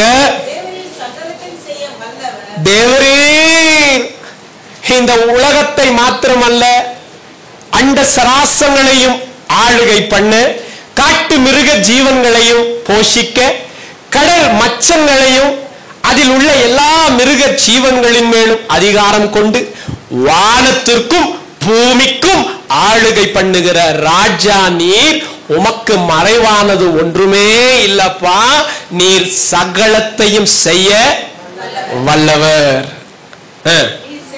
நீர் செய்ய நினைக்கிறது தடைப்படாது. அதான் இந்த நாளுடைய தியானத்துக்கு வசம். புரியுதா உங்களுக்கு? புரியுதா உங்களுக்கு? ஏன் என்று கேட்ட கேள்விக்கு பதில் என்ன தெரியுமா கொடுத்தாரு? ஏன் இருக்க கூடாதுன்னு தான் பதில் கொடுத்தார். And Job realized, correct Lord, you are all powerful, you can absolutely do anything, correct. இத நான் இத்தனை நாள் வரைக்கும் நான் கேட்டது உண்மை, ஆனா இப்ப நான் பாக்குறேன் என்னன்னு. என்ன பாக்குறீங்க? என்ன பாக்குறீங்க? அங்கதான் இருக்கு 42ஆம் அதிகாரத்துல என்ன இருக்கு? இத்தனை நாளும் நான் கேட்ட என்ன நீட்டுன்னு எல்லாரும் சொன்னாங்க, என் நண்பர்கள் எல்லாம் சொன்னாங்க நான் குறை உள்ளவன் நீட்டுன்னு. இப்பதான் உங்க வெளிச்சத்துல பாக்குற போது தெரியுது, கரெக்ட், நாம குறைவுள்ளவன்னா? கரெக்ட் தான் ஆண்டவரே, உங்க வெளிச்சத்துல தான் தெரியுது நான் குறைவுள்ளவன். நீர் எல்லாவற்றையும் செய்ய அதிகாரம் உள்ளவர். உம்மை ஏன் என்று கேட்க அதிகாரம் எனக்கு இல்லை ஆண்டவரே. நீர் செய்ய நினைக்கிறது நான் ஏன்னு கேட்கவும் முடியாது, தடுக்கவும் முடியாது. நீர் செய்ய நினைக்கிறது நீர் செய்வீர். நீர் சர்வ வல்லமுள்ள தேவன். இதை யோபு அறிந்து கொண்டான். யோபுவுக்கு பதில் கடைசி வரைக்கும் கர்த்தர் ஏன்னுட்டு சொல்லவே இல்லை. எல்லாருக்கும் ஆரம்பத்துல ஏன் அப்படின்ற கேள்விகள் எல்லாருக்கும் இருந்துச்சா? இருந்துச்சு. என்ன பதில்? நல்லா கவனிங்க, நல்லா கவனிங்க. அப்படி சொல்லக்கூடாது நீங்க பதில். அப்படி சொன்னாக்கா that becomes half truth. நீங்க அப்படி சொல்லக்கூடாது. நீங்க என்ன தெரியுமா சொல்லணும்? பிரதர், அவர் யாருன்னு தெரியும், அவர் எவ்வளவு வல்லமை உள்ளவர்னு தெரியும், அவருடைய வாக்கு தத்தங்கள் என்னன்னு தெரியும். அதனால அவர் சொன்னாலும் சொல்லாட்டியும் அவரை சார்ந்து வாழ்கிறதுனால அவர் செய்ய நினைக்கிறது என் வாழ்க்கையில தடைபடாது பிரதர். அவ்வளவுதான் கர்த்தருக்கு வேணும். That is all that God wants his children to utter. உன் வாயிலிருந்து புறப்படுகிற வார்த்தைகள் அதாக தான் இருக்கணும். ஒன்னே ஒண்ணு சொல்லு, பிசாசு வெட்கப்பட்டு போவான். இன்னைக்கு உன் சூழ்நிலை எப்படிப்பட்டதா இருந்தாலும் எனக்கு தெரியாது. உன் குடும்ப பிரச்சனை என்ன எனக்கு தெரியாது, உன் பிள்ளைகளுடைய பிரச்சனை என்ன எனக்கு தெரியாது, உன் தனிப்பட்ட பிரச்சனை என்ன எனக்கு தெரியாது. ஆனா ஒண்ணு எனக்கு தெரியும். என்ன தெரியுமா? தைரியமா சொல்லுங்க, என் அப்பா எனக்கு துரோகம் பண்ண மாட்டாருன்றத மட்டும் எனக்கு தெரியும். அவர் எதை வேண்டாலும் செய்ய அவருக்கு அதிகாரம் உண்டு. அவர் எதை வேண்டாலும் செய்ய அவருக்கு முழு உரிமையும் உண்டு. அவருக்கு வல்லமையும் உண்டு, அவருக்கு அதிகாரம் உண்டு. அவர் நல்லவர், அவர் வல்லவர். ஒரு நாளும் தீங்க மட்டும் எனக்கு செய்யணும்னு நினைக்கவே மாட்டாருங்க. நான் போக வேண்டிய பாதை வனாந்திர பாதையா இருக்கலாம் பரவாயில்ல, முற்கள் நிறைந்ததா இருக்கலாம் பரவாயில்ல, ஆனா முடிவு சம்பூர்ணம் என்பதை மாத்திரம் அறிந்தவனாய் அவருடைய சத்தத்துக்கு செவி கொடுத்து அவரோடு கூட நடக்கிறேன். எனக்கு பிரச்சனை கிடையாது. பதில் வரட்டும். சத்தமா சொல்லக்கூடாது ஐயா. பதில் வரட்டும், வராம போகட்டும். நான் கர்த்தரை சார்ந்து வாழ்கிறவன். அல்லேலூயா. ஏன் என்று கேட்டால் கர்த்தர் என்ன கேட்பாரு? ஏன் இருக்கக்கூடாது? ஏன் இருக்கக்கூடாது? ஏன் ஆண்டவரே நான் தான் இதை செய்யணுமா? ஏன் இருக்கக்கூடாது? Why shouldn't that be you? மற்றவங்களுக்கெல்லாம் நல்லா இருக்கே, அது அவங்களுக்கு, இது உனக்கு. ஏன் இருக்கக்கூடாது? Why shouldn't you be that? ஒரு பேச்சும் பேசக்கூடாது. If it is God, தெரிஞ்சுக்க வேண்டியது என்ன தெரியுமா? ஒரே ஒரு காரியம் நல்லா தெரிஞ்சுக்கங்களேன். உதாரணத்துக்கு இப்போ மகா உபத்திரவத்தின் வழியா நான் கடந்து போறேன்னு வச்சுப்போம். ரொம்ப வேதனை, என்ன ஆண்டவரே ரொம்ப துக்கமா இருக்குது ஆண்டவரே, கஷ்டப்பட்டு கடந்து போறேன்.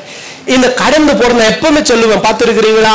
கஷ்டப்படலாம், துக்கப்படலாம், வனாந்திரத்துல நடக்கலாம். ஆனா வனாந்திரத்துல உன்னை நடத்துகிறது யாரா இருக்கணும்? கர்த்தருடைய ஆவியானவரா இருக்கணும். யாரா இருக்கக்கூடாது? தேங்க்யூ. பிசாசா இருக்கக்கூடாது. லேயோன் என்கிற ஒரு பிசாசு பிடிச்சிருந்துச்சு. அநேக ஆவிகள் அவனுக்குள்ள இருந்துச்சு. அவனை எங்க நடத்திடும்? அடிக்கடி வனாந்திரத்துக்கு கொண்டு போயிடும் அவனைய. நீ வனாந்திரத்துக்கு யாரால் நடத்தப்பட்ட? உபத்திரவத்தில் இருக்கிற பிரதர். எது நிமித்தமா? நீதி நிமித்தமா. நீ பாக்கியவான், தேவ ராஜ்யத்தை சுதந்திரித்துக் கொள்ளுவாய். உபத்திரவப்படுற பிரதர் எதுக்கு? பண்ண வேலை அப்படி. உனக்கு அது வராம வேற என்ன வந்து சேரும்? என்ன வரும்? See that? வேதம் சொல்லுது. 1 பேதுரு புஸ்தகம் 3ஆம் அதிகாரம் திருப்புங்க. 3ஆம் அதிகாரம் 1 பேதுரு 3ஆம் அதிகாரம் 15-17. தீங்கு செய்து பாடு அனுபவிக்கிறதை பார்க்கிலும் தேவனுக்கு சித்தமானா நன்மை செஞ்சு பாடு அனுபவி. அதான் கரெக்ட். அதுதான் மேன்மை. என்னவா இருக்கக்கூடாது? எதுக்குங்க இவங்களை போலீஸ் அடிக்கிறாங்க? அவன் திருடிட்டு இருக்கிறான். நான் சொல்லியிருக்கிறேன் தானே எப்பவுமே, திருடனை திருடன் கூப்பிட்டா திருடன் என்ன பண்ணக்கூடாது? கோச்சுக்க கூடாது. அவன் திருடன். எல்லாரும் என்ன திருடன்றாங்க பிரதர். சார் என்ன பண்றீங்க? Full time pickpocket brother. Of course you will be called thief. திருடன் திருடன் தானே. போலீஸ்காரங்க ஜனங்கள்லாம் சேர்ந்து அடிக்கிறாங்க. எதுக்குங்க? சுவிசேஷம் அறிவிச்சேன் பிரதர். பரவாயில்லையா, நீ பாக்கியவான், உனக்கு நன்மையும் பாக்கியம் உண்டாயிருக்கும். தீங்குக்காக பாட அனுபவிக்க கூடாது. எதுக்காக பாட அனுபவிக்கலாம்? நன்மை செய்து தேவ ராஜ்யத்தின் நிமித்தமாய் நாம் துன்பப்படுத்தப்படலாம். மத்தேயு புஸ்தகம் 5ஆம் அதிகாரம் 8ஆம் வசனம் தொடங்கி வேதம் சொல்லுது. சுவிசேஷத்தின் நிமித்தமாய் உங்களை துன்பப்படுத்துவார்களானால், உங்கள் பேர்களில் பொய்களை சொல்லுவார்களானால், உங்களை துக்கப்படுத்துவார்களானால், அந்த நாள்ல துக்கப்படாதீங்க, மனமகிழ்ந்து துள்ளி குதிங்க. பரலோகத்தில் உங்களுடைய பலன் மிகுதியா இருக்கும். உங்களுக்கு முன்னாடி வந்த அனுப்பப்பட்ட தீர்க்கதரிசிகளுக்கும் இந்த உலகத்தார் அவ்விதமாகவே செய்தார்கள். திடன் கொள்ளுங்கள். சீதா ஆமா. அப்போ ஏன் அப்படின்ற கேள்வி யாரை கேட்டுக்கணும்? நம்ம கேட்டுக்கணும். எதுக்கு இந்த பிரச்சனை வந்திருக்கு? சாட்சியா இல்லை, அதனால பிரச்சனை வந்திருக்கு. வரட்டும், அங்கதான் இருக்கும். மனம் திரும்ப. இல்லைங்க, கர்த்தருக்கு உண்மையாதான் வாழ்றேன், ஆனாலும் இந்த பிரச்சனை பாருங்களேன், எனக்கு சம்பந்தமே இல்லாத பிரச்சனைங்க. கவலைப்படாத, கர்த்தர் உன்னை இன்னும் உயர்த்துவார். அது நிமித்தமா சந்தோஷமும் பாக்கியமுமா இருப்ப. எக்ஸாக்ட்லி. எதுக்கு வந்துச்சு உனக்கு இந்த பிரச்சனை? தேவையில்லாத பிரச்சனைக்கு போய் தலைவிட்டோம் பிரதர். அப்போது வரும். சம்பந்தம் இல்லாததுக்கும் நமக்கு தேவையில்லாதது நிமித்தமாய் கொண்டு வரக்கூடாது. துர்க்கிரியை நிமித்தமாய் நமக்கு பாடு வரக்கூடாது. We should have it if it is God's will for righteousness, for his kingdom's sake, for the gospel's sake. சுவிசேஷத்தின் நிமித்தமாய், என்னோட சேர்ந்து சொல்லுங்க, சுவிசேஷத்தின் நிமித்தமாய், அவருடைய ராஜ்யத்தின் நிமித்தமாய் பாடுபடுத்தா பாக்கியவான். தீங்கு செய்யறதுக்கோ கீழ்ப்படியாமைக்கோ கர்த்தருக்கு விரோதமாகவோ செயல்படுகிறதினால் தீமையை அனுபவித்தால் அவைகள் பாவத்துக்கு கிடைத்த சம்பளம். இப்ப புரியுதா உங்களுக்கு? ஆமா. ஃபர்ஸ்ட் இந்த விளக்கத்தை தெரிஞ்சுக்கணும். நாம இது எது நிமித்தமா நாம கடந்து போகிறோம். For what are we going through these things? If we do not know that, probably you should not blame God tomorrow. கர்த்தரை நாளைக்கு நம்ம என்ன சொல்லக்கூடாது? குற்றப்படுத்தக்கூடாது. கர்த்தர் மேல பழி சொல்லக்கூடாது. ஆமா, நல்லா கவனிங்க. அப்ப நாம பார்க்கிறோம், இவைகள் அத்தனையும் கூட கடைசி முட்டை கர்த்தர் யோபுக்கு சொல்லவே இல்லை. And he realized only one, what? That God can do anything. God can do anything. உங்க வாழ்க்கையில என்ன போராட்டங்கள் பிரச்சனைகளா இருந்தாலும் அந்த பிரச்சனை இப்படி முன்னாடி வச்சுட்டு சொல்லுங்க, நான் நீதியைத்தான் நடப்பித்தேன், நல்லதை தான் யோசிச்சு நடந்தேன், ஆனா அதுக்கு கிடைச்ச பலன் இதுதான். என் கர்த்தர் எதையும் செய்ய வல்லவர், பிரச்சனை கிடையாது. That is okay. Why not? Why not? It is okay. பரவாயில்ல. துக்கப்படுத்திட்டாங்க பிரதர், why not? பிரதர், என் வயசுல பிள்ளைங்கள்லாம் எவ்வளவு நல்ல சந்தோஷமா உலகத்துல என்ஜாய் பண்றாங்க தெரியுமா? அது அவங்க, நீ இல்ல. உலகத்தானுக்கும் கர்த்தருடைய பிள்ளைக்கும் வித்தியாசம் உண்டு. ஆமா, ஆட்டுக்குட்டி எப்பவும் என்னவாவே இருக்கணும்? ஆட்டுக்குட்டியாவே இருக்கணும். என்னவா மாறிடக்கூடாது, பன்னி குட்டியா மாறிடக்கூடாது. No, you are not fit for that world outside there, for that world system outside there. We have been called by God to be his sheep, to be part of his flock and to follow him. புரியுதா உங்களுக்கு? அவருடைய சத்தத்தை கேட்டு அவருக்கு பின்பாக மட்டும் நடக்க அழைக்கப்பட்டவங்க நாம. இந்த வசனங்களை புதிய ஏற்பாட்டில் ஒரு 3 வசனங்களை சொல்ற, வேகமா எழுதிக்கங்க, வாசிச்சுட்டு முடிச்சிடலாம். ரோமரின் புஸ்தகம் 9ஆம் அதிகாரம் 19ஆம் வசனமும் 20ஆம் வசனமும், 1 கொரிந்தியர் 2:16, ஏசாயா 45:9 தொடங்கி 12, எரேமியா 18. இதெல்லாம் அப்படி வச்சிருங்க. I always when I was reading it, இல்லையா, இந்த வசனங்களை பார்க்கிற போது நான் என்ன யோசித்தேன் அப்படின்னு சொன்னா, யோபுடைய கேள்விகளுக்கு கர்த்தர் தப்பித்து கொள்ள வகை தேடல. He did not try to just escape Job's questions there. God did not try to overpower Job by asking more intelligent questions there. புரியுதா உங்களுக்கு? தேவன் யோபு இடத்துல கேள்விகளை கேட்டது இன்னும் விசேஷமான ஞானம் நிறைந்த கேள்விகளை கேட்டு அவனை அடக்கணும்னு நினைக்கல. It was not like that. உதாரணத்துக்கு பாருங்களேன், ஆண்டவராகிய இயேசு கிறிஸ்துவிடத்துல பரிசேயர்கள் போய் அடிக்கடி கேள்விகளை கேட்டுக்கிட்டே இருப்பாங்க.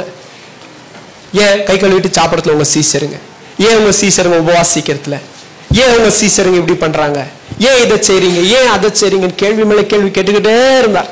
இயேசு எல்லாத்துக்கும் பொறுமையா பதில் சொல்லிக்கிட்டே இருந்தார். கடைசியா ஒண்ணு செஞ்சார். என்ன பண்ணாரு? அவர் ஒரு கேள்வி கேட்டார். நான் உங்ககிட்ட ஒரு கேள்வி கேட்கிறேன், நீங்க அதுக்கு பதில் சொன்னா நான் இதுக்கு பதில் சொல்றேன், சொல்லுங்க. யோவான் கொடுத்த ஸ்நானம் தேவனால் உண்டாயிற்றா மனுஷனால் உண்டாயிற்றா?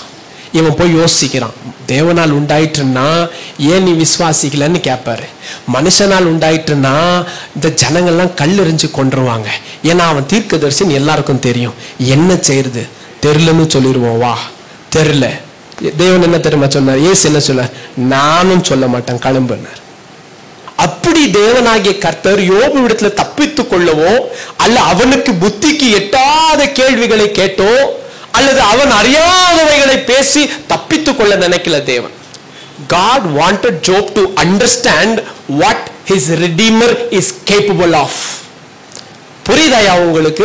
தேவனை புரியுதா உங்களுக்கு? I am not showing what is written in this as a knowledge. I am showing who is our Redeemer. நம்முடைய மீட்பர் யார் என்பதை உங்களுக்கு காட்டி கொடுக்கிறேன். ஒரு 10 கேள்விகள் நமக்கு புரியாததை நமக்கு சொல்லி தம் யார் என்பதை காட்டி கொடுக்க நினைக்கல. அவர் எப்படிப்பட்டவர் என்பதை யோபு விளங்கிக் கொள்ள வேண்டும் என்பதற்காகத்தான் அவனை இருக்கிற ஸ்தலத்திலிருந்து வானங்களில் உள்ளவைகளையும் பூமியில் உள்ளவைகளையும் பூமியின் கீழ் தண்ணீரில் உள்ளவைகளையும் அவனுக்கு காண்பித்து சொன்னாரு. இப்ப கண்டுபிடி, மேலே வானத்திலும் கீழே பூமியிலும் பூமியின் கீழ் தண்ணீரிலும் எனக்கு இணையாக ஒப்பாக ஏதாவது ஒன்று இருக்கா யோபு? இல்லாண்டவர். நீர் சகலத்தையும் செய்ய வல்லவர். உமக்கு மறைவானது ஒன்றுமே இல்லாண்டவர. நீர் என்ன வேண்டாலும் செய்யலப்பா. உம்மை ஏன் அப்படின்னு கேட்க அதிகாரம் இந்த பூமியில யாருக்குமே இல்லாண்டவர. அது நிமித்தமாக உம்முடைய வல்லமை நிமித்தமாக தேவன் ஒரு என்ன சொல்லலாம், he is not some dictator there. He does not behave like a dictator. எதை வேண்டாலும் ராஜ்யம் செஞ்சு ஜனங்களை அடிமைத்தனத்துக்குள் பண்ணி அவர்கள் மேல் அரசாட்சி நடத்த ஒரு பொல்லாத ராஜாவாக தேவன் தம்மை காண்பிக்கவில்லை. தம்முடைய வல்லமைக்கு எல்லாம் உட்பட்டது. வாழ்க்கையும் என் கையில தான் இருக்கு. You are safe. Just start to believe and relay on me my child. அவ்வளவுதான். என்ன சொல்ல நினைக்கிறாரு? எல்லாமே என்னுடைய கையில தான் இருக்கு யோபு. நீ செய்ய வேண்டியதெல்லாம் ஒண்ணுதான். என்ன தெரியுமா? விசுவாசத்தோட என் மேல் சாய்ந்து கொள், என்னை சார்ந்து கொள். அவ்வளவுதான். புரியுதா உங்களுக்கு?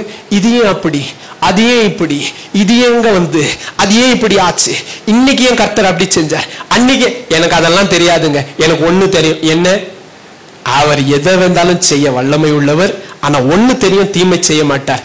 அந்த விசுவாசத்துல கண்ணை மூடி அவர் மேல சாஞ்சிப்பங்க. நான் எப்பவும் சொல்லி இருக்கிறேன் உங்களுக்கு, இருக்கான்னு கண்ணை திறந்து பார்க்கணும். இருந்தா கண்ணை மூடிக்கிட்டு நம்பணும். ஏன்னா எங்க இருக்கு? கரெக்டா பார்க்கணும். கான்டெக்ஸ்ட் என்ன, இது யாருக்கு சொல்லப்பட்டது, எதுக்கு சொல்லப்பட்டது, கர்த்தர் என்ன எதிர்பார்க்கிறார் என்பதை வேதத்தை வைத்து தெளிவாய் தெரிந்து கொள்ள வேண்டும். அது உண்மையானா அதற்கு பின்பு ஒரே ஒரு நிமிஷம் கூட நாம சந்தேகிக்க கூடாது. தைரியமா நம்பிடலாம். ஏன்னா இது மனுஷன் எழுதினதல்ல. உங்க கையில வச்சிருக்கிற இந்த வேதாகமும் பரிசுத்த ஆவியானவர் எழுதி கொடுத்தது. ஹல்லேலூயா. ஆமா. அதனால தைரியமா நாம நம்ப முடியும். அருமையான தேவ பிள்ளைகளே, கர்த்தர் யோபுவுக்கு அதை தான் கத்துக் கொடுக்க நினைச்சார். யோபு அதை கத்துக்கிட்டான். இன்னைக்கு ஒருவேளை நமக்குள்ள இருக்கிற நம்முடைய வாழ்க்கையின் சூழ்நிலைகள் நிமித்தமாய், பிள்ளைகள் நிமித்தமாய், குடும்பங்களின் நிமித்தமாய், போராட்டங்கள் நிமித்தமாய், கடன் தொல்லைகள் நிமித்தமாய், பிள்ளைகளுக்கு வயசாகுது, திருமணமாக, என்ன காரியமா இருந்தாலும் சரி, நீங்களும் நானும் செய்ய வேண்டியது ஒண்ணுதான். என்ன தெரியுமா? விசுவாசித்து அவர் மேல் சார்ந்து கொள்ள வேண்டும். நான் நம்பி இருந்த என் ஐஸ்வர்யம், பிள்ளைக, வீடு, வேற என்ன இருந்துச்சு, அதுக்கு வேலைக்காரங்க, காசு, பணம், பொண்ணு, வெள்ளி எல்லாம் போயிடுச்சு. என் சரீரம், எனக்கு என்ன சரீரத்துல பெலன் இருக்கு, என்ன வேண்டாலும் சரி, அதுவும் போச்சு. பெட்டர் ஹாஃப், பெஸ்ட் ஹாஃப், என்ன ஹாஃபா இருந்தாலும் சரி, அதுவும் செத்து போன்னு சொல்ற அளவுக்கு ஆயிப்போச்சு. என்னதான் இருக்கு எனக்கு? என்னதான் ஆண்டவரே இருக்கு எனக்கு? நான் உண்மையே சார்ந்து கொள்ளுகிற ஆண்டவரே, நான் உண்மையே சார்ந்து கொள்ளுகிறேன். பாக்கி என்ன தெரியுமா? யோபுவுக்கு என்னன்னு சொல்லல, ஆனா அது என்னன்னு கர்த்தர் உங்களுக்கும் எனக்கும் சொல்லியிருக்கிறார். ஏன்னா யோபு மேல அவ்வளோ நம்பிக்கை, நம்ம மேல. புரியல? சந்தோஷமா இருந்துச்சுல உங்களுக்கு? இல்ல உண்மைக்கு சொல்றேன். God has revealed it to us, at least now by knowing it கேட்டு my child start relying on me, put your faith on me, believe in me, என்ன நம்புப்பா அப்படின்னு கர்த்தர் நமக்கு முன்பாக இன்றைக்கும் தம்முடைய சத்தியத்தை வைத்து சொல்லுகிறார். நீ தைரியமா நம்பிக்கிட்டு என் மேல சாய்ந்து கொள்ளலாம். நீ தைரியமாய் நம்பி உன் வாழ்க்கையை என்கிட்ட ஒப்பு கொடுக்கலாம். இல்ல நான் பார்த்துக்கிறேன், என்ன செய்யணும் எனக்கு தெரியும், எனக்கு ஞானம் இருக்கு, நான் படிச்சிருக்கிறேன், நான் சம்பாதிக்கிறேன், எனக்கு பணம் உண்டு, எனக்கு குடும்பம் உண்டு, எனக்கு ஆட்கள் உண்டு. நீங்க அதெல்லாம் நம்புற வரைக்கும் கர்த்தர் கிரியை செய்ய முடியாது. என்னைக்கு இவைகளை எல்லாம் எடுத்து தூரமா தூசியா நினைத்து தள்ளிவிட்டு கர்த்தரை சார்ந்து கொள்ளுகிறோமோ அன்றைக்கு கர்த்தர் கிரியை செய்கிறத நீங்க பார்க்கலாம். உங்க சூழ்நிலைகள் மாறும். இழந்த எல்லாவற்றையும் கர்த்தர் 2 மடங்கு கொடுப்பார். ஹல்லேலூயா. 2 மடங்கு கொடுப்பார். என் வேதத்துல என் கர்த்தர் வைத்த வாக்கு தத்தம் அது. 3000 இருந்தா இப்ப எவ்வளவு ஆயிடணும்? அங்க 500 மாடு இருந்துச்சுன்னா இப்ப 42ல எத்தனை பார்க்கலாம்? அங்க 10 பிள்ளைகள் இருந்தா இங்க எத்தனை பார்க்கலாம்? நல்ல வேளை எங்க 20 சொல்லிடுவீங்களான்னு பயந்தேன். ஏங்க அது மட்டும் 10 கொடுத்துட்டாரு? நித்தியத்துல இருப்பாங்க. அது 20 தான். புரியுதா உங்களுக்கு? there's no change in it. What God said he will do it and there's no change about it. Praise the Lord. தேவன் இவைகளை அத்தனையும் நமக்கு நிறைவேற்றி தர போதுமானவரா இருக்கிறார். கர்த்தருடைய சமூகத்துல நாம் ஏன் என்று கேட்காமல் ஏன் இருக்கக்கூடாது? நாம் shall we all read? we'll all say. என் வாழ்க்கையில இருக்கிற ஏன்ற எல்லா கேள்விகளுக்கும் நான் பதில் வாசிக்க போறேன். இது நான் எனக்கு சொல்லிக்கிறேன், நீங்க உங்களுக்கு சொல்லிக்க. என் வாழ்க்கையில இருக்கிற ஏன் என்கிற கேள்விகளுக்கு நான் பதிலை கர்த்தருடைய வசனத்துல பார்க்கிறேன். வாசிங்க 2ஆம் வசனம். I know that you can do all things and that no purpose of yours can be thwarted. Hallelujah. Hallelujah. அதான் கர்த்தருடைய பதில். அவர் எல்லாவற்றையும் செய்ய அவருக்கு வல்லமையும் உண்டு, அதிகாரமும் உண்டு, உரிமையும் உண்டு. பயப்படவே பயப்படாத. கர்த்தரை சார்ந்து கொள். உனக்காக கர்த்தர் நியமித்ததை கர்த்தரை நிறைவேற்றுவார். ஹல்லேலூயா. ஆண்டவரே எனக்கு இது இனி வரக்கூடாது. தைரியம் வரும் பாருங்களேன். வரவே வராதா பிரதர்? இன்னிலிருந்து வரலன்னா கர்த்தருக்கு கோடி கோடி ஸ்தோத்திரங்கள். உனக்காக நான் கர்த்தரை ஸ்தோத்திரிக்கிறேன். ஒரு வேளை கேள்வி இருக்குமானா உடனே விரல் எங்க திரும்பணும்? 42 2ல இருந்து 6 வரைக்கும் வாசிச்சிடும். அவர் எதையும் செய்வார், விட்டு கொடுக்க மாட்டார். கர்த்தர் நமக்கு வாக்கு பண்ணியிருக்கிறார். என்ன வாக்கு பண்ணியிருக்கிறார்? திராணிக்கு மேலாக சோதிக்கப்பட அனுமதிக்க மாட்டார். இன்னும் சொல்லவா, நாம அவர் கையில் இருக்கிற களிமண் குயவனை பார்த்து ஏன் இப்படி வணங்குறீங்க அப்படின்னு கேட்க கூடாது, கேட்க முடியாது. அடுத்த வசனம் சொல்லுது, ஏசாயா 45ல நான் சொன்ன வசனங்கள் தான். நீங்க வீட்டுக்கு போய் வாசிங்க. என்ன தெரியுமா சொல்லும்? இந்த பூமிக்கு வானம் எவ்வளவு உயரமோ அவ்வளவு உயர்வாய் கர்த்தர் நமக்காக திட்டங்களை ஏற்படுத்தி இருப்பார். அது நம்முடைய ஞானத்துக்கு எட்டாதது. அவர் சொன்ன தைரியமாச்சே ஏன்னுட்டு